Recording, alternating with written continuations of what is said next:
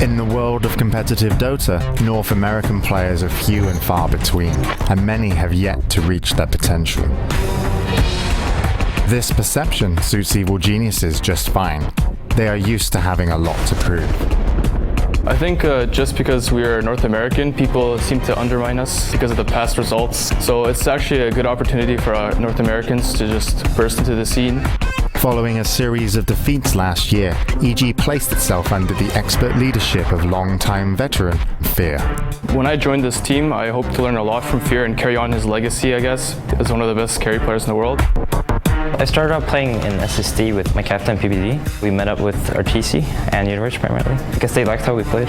What I brought to the table was a strong support, and that was something that most NA teams lacked and may be the reason why they haven't seen any success.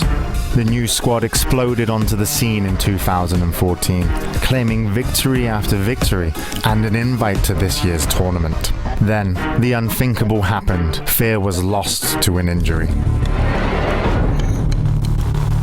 None of the doctors really were able to tell me exactly what I had. It's something similar to tennis elbow, and every time I do click for extended periods of time, it does hurt. We couldn't square him that much, we couldn't play that many games. He had to ice his arm in between games, and we actually realized it was pretty serious. It's an injury. Following a difficult search, evil geniuses chose Mason to take Fear's place. We found Mason when he was playing with us in NEL games and stuff like that. He just started ringing when Fear couldn't play for us, and he fit the team, so.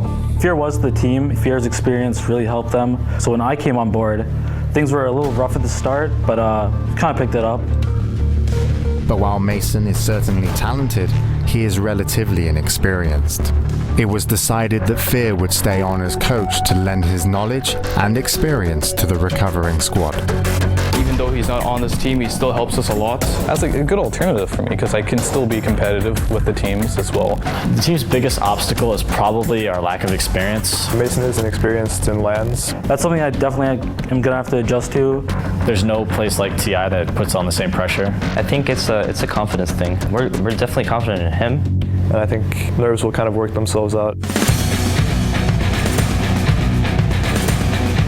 Well, winning this year means a lot to me. I don't think it's because no American team has placed before or something like that. It's more because Fear isn't playing. I feel like if we don't give it our best shot, then we're kind of doing him an injustice kind of thing. So.